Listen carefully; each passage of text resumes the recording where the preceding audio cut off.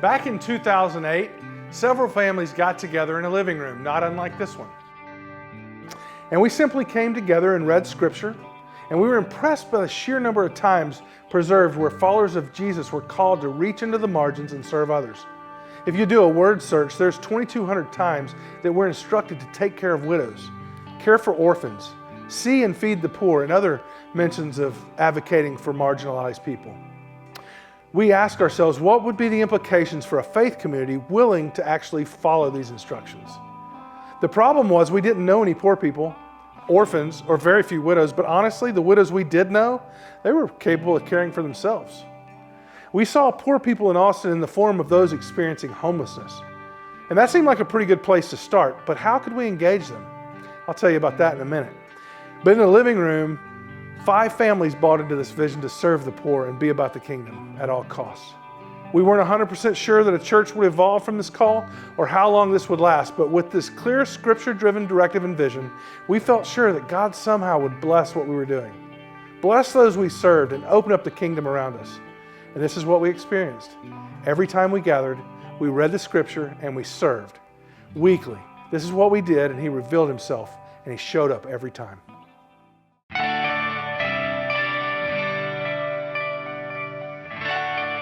You know how I told you back in the living room I'd share with you how we felt impressed to serve the poor? And like a bunch of suburban white folk, we didn't really know any poor people. Well, not really poor people anyway. If you know what I mean. Alan Graham, who's the founder of Mobile Loaves and Fishes, told us about this place, the Arch. It's a hub for people experiencing homelessness. And besides beds and showers, the Arch provides food and other resources available to our homeless brothers and sisters. So the very first purchase we made as a church, while still in the living room, literally our first ministry expense was a grill. Why a grill? Glad you asked. See, we decided that one way we could serve the homeless community was to come downtown and grill and serve cheeseburgers. So we rented this entire lot and set up our grill, and our first time was a complete mess. With our few families and some interested guests, we were still grossly outnumbered. Hundreds of men and women walked across the street and were interested in what we were doing and wanting what we were grilling. We ran out almost immediately. One of our men ran to the closest H-E-B and purchased another 100 hamburgers, and we ran out of those as well. We felt like we had let down those that we couldn't serve. And we learned a lot that day, but it was overheard on this lot that day. If church looked like this, I would be a part of a church like that. And so it was set. We wanted a church that not only gathered to read its scriptures and sing a few songs, but we knew God's desire for us was to be conduits of His blessing, and that people innately would be drawn to a church like that, a faith that was expressed by serving others. On this lot, relationships were formed, needs were met, and a church was galvanized. And like I said, God always showed up. Personally, I and many other folks will always consider this small, dingy lot on the corner of 7th and Natchez holy ground.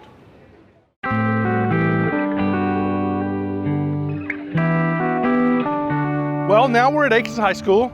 This was actually ANC's first home. We rented a fine arts facility from Austin Independent School District. It's a huge space, way too big for a church plant, but this is what church plants did, was move in, rent a space, and then try to fill it up. But one of the things that we did was we decided that our very first Easter Sunday morning, instead of having a service like most churches do, we would be serving. And the way we did this was we had a food drive for Capitol Area Food Bank. And we set up pretty much right over here with a long table and some tents and just did a food drive that we notified all the community members to bring us food so that we could bless those at Capitol Area Food Bank. And that's kind of been our rhythm, is to partner with nonprofits doing good work and not having to take any credit for it. We don't show up at their place with our agenda or our t-shirts, we show up on their agenda. And so that's kind of the way we do things. That's how it started, and that's kind of the ethos that we live in right now.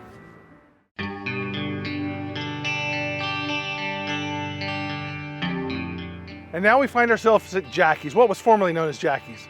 One of the things we've always loved about ANC is trying to match the simplicity of the message of the gospel. We've never been concerned with flash or slick or perfection, and you'll notice this in our message, our music, and our limited programming. We even believe we can meet anywhere, and this apparently lets you know that we have. But this location served us well for over 5 years. As you can see, it's a ratchet warehouse building part of a dance studio in South Austin. Frogs were painted on the back walls, 1980s vintage wall paneling, and old dance photos were up and down these hallways. Jackie's, as it was formerly known, allowed us to call this place home. We were allowed to set up and leave our sound equipment, lights, chairs, everything for our church in this rarely used room in the back of a dance studio. For a church plant, this is huge. And it was a huge blessing in the formation and the continuation of what we were becoming. We even found ways of supporting the Jackie's community. When Jackie was in arrears on her taxes, we were fortunate enough we had the money in the bank at the time to step in and pay that debt so that she wouldn't have to close her doors. So the tenant was able to bless the landlord, and the kids and the staff and the family all were able to enjoy a place that they love. Jackie paid us back in future rent and secured our place at Jackie's for another 2 years. But we grew like crazy in this place, and not because of the building, but because of the mission. See, we had baked into our rhythms Restore Weekend. In the early days it was called Serve Austin Sunday. And basically what this was anytime there was a fifth Sunday, we simply closed the doors to the building, organize and go out and serve the community, finding local nonprofits doing kingdom work and partnering with them. And those who were coming to ANC bought into the same call that permeated the living room to serve the poor and be about the kingdom.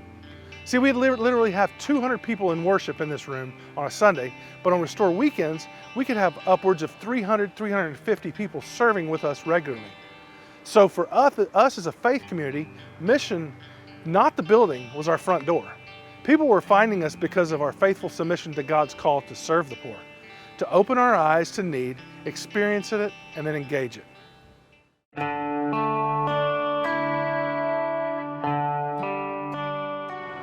A natural progression for Austin New Church was to move 2 blocks away to underneath the I-35 bridge, where our growing numbers could spread out and serve more efficiently. And it was in the shade as well. For several years, this is where you would find Austin New Church on 5th Sundays and Easter Sunday as well.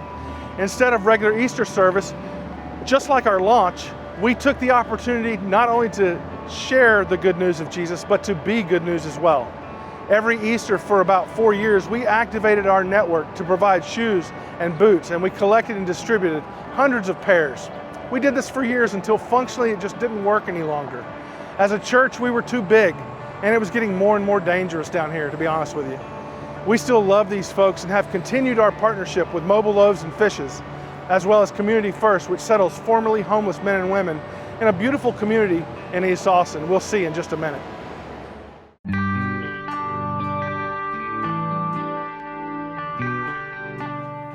When we first started to explore what it meant to serve the poor and be about the kingdom, we were told by multiple people, you have got to meet Alan Graham.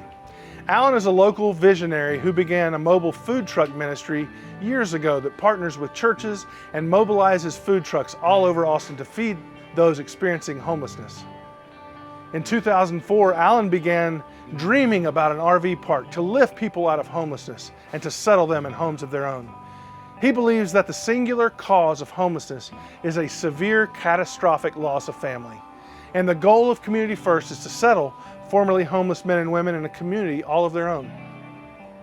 In ANC's early days, he invited us out to walk the property, all 4 corners, and pray for the vision that he'd been given to house the homeless and to give them refuge and sanctuary and community. It was certainly a huge vision. Currently a 51-acre refuge and master planned community of houses and other structures, it houses hundreds of formerly homeless individuals. They live in microhomes, trailers, cottages, and some even live in the first 3D printed homes ever occupied in the United States. It's a beautiful property with working auto maintenance, leather, pottery, movie theater, blacksmithing shops, screen printing shops, organic gardens, and food trucks, all sewn together to provide places for artisans and others to express their talents and create for themselves a sustainable living wage. When Alan drove me around this property before any of this was ever here, he explained what he had hoped to build, and I kind of nodded compliantly, and I thought to myself, this guy is nuts. How in the world could he ever pull this off? But funny thing is, years later, God's vision for this property was even bigger than Alan's. And sitting with Alan the other day, he admitted that this has surpassed even what he had originally dreamed.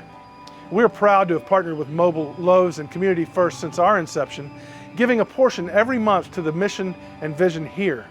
So part of what you give to Austin New Church every month goes to making this place run.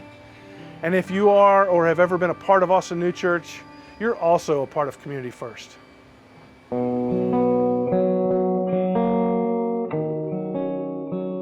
Several years ago, as we began exploring ways to serve a community that is often overlooked and neglected, we found Santa Rita. Built in 1939, Santa Rita is one of the oldest public housing complexes in the United States. Housing folks who need government assistance, many of the residents here are single moms and the elderly. We found this to be a natural fit for Restore Weekends. We've moved our grill outs here, as well as Chalmers and Rosewood complexes. We've engaged by providing Easter egg hunts, bounce houses for the kids, playing bingo with the residences, and at Christmas time, we've sponsored families by providing gifts of clothing and toys. Back to school is always an amazing opportunity to provide backpacks, shoes, and supplies for kids whose parents simply can't afford new items. We've also taken on stocking their food pantry monthly. Under the watchful eye of our friend Miss Lupe, we've forged a beautiful relationship of trust and caring. She lets us know when a family's needing something specific or believes some action will benefit her community. This ministry has become an ANC favorite because there's an opportunity to get to know and engage these residents in an ongoing manner.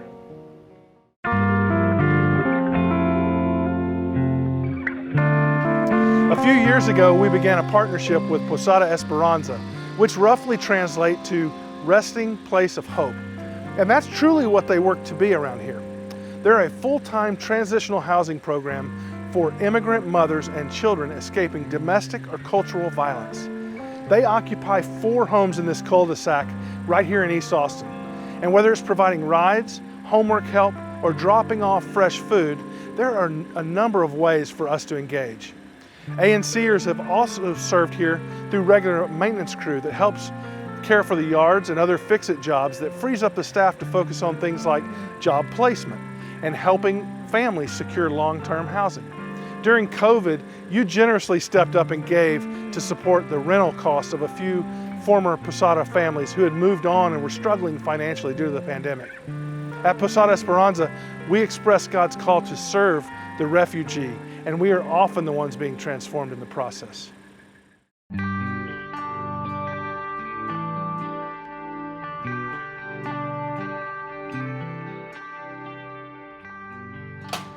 So you see, ANC is more than just a place to gather and meet on Sunday mornings. Our lifeblood is the mission. We exist to serve and be good news. And we know now, some 13 years later, that good news to some isn't always the gospel unless it's good news to all. If it's not good news to the widow in Haiti, it's not good news.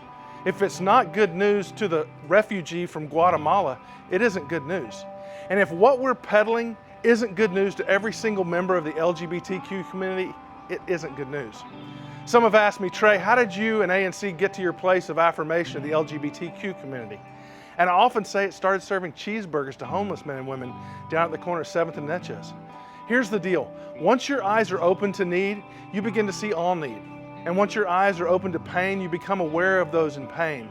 And once your eyes are open to see where we in the church have failed and perpetuated pain in certain marginalized communities, well, if we don't do something to address that as people of faith, then we're the biggest of all hypocrites. Our faith is worthless.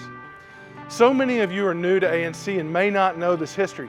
Heck, only a few of us remain from the original living room gatherings. We share this as a way to catch you all up on where we've been and why serving others is so important to us. If you feel that we're always putting needs before you as a church, that's on purpose. Not that all of you can engage every need, but so that if God is impressing on you to serve in some capacity or another, it'll always be there. If you're an out-of-towner, we love you guys. We wanted to use this opportunity to bring the ANC story to life for you. I hope that you're proud of who ANC is and why we do what we do.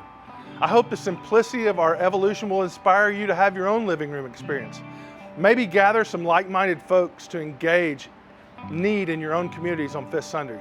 The secret sauce is not ANC. The secret sauce is God.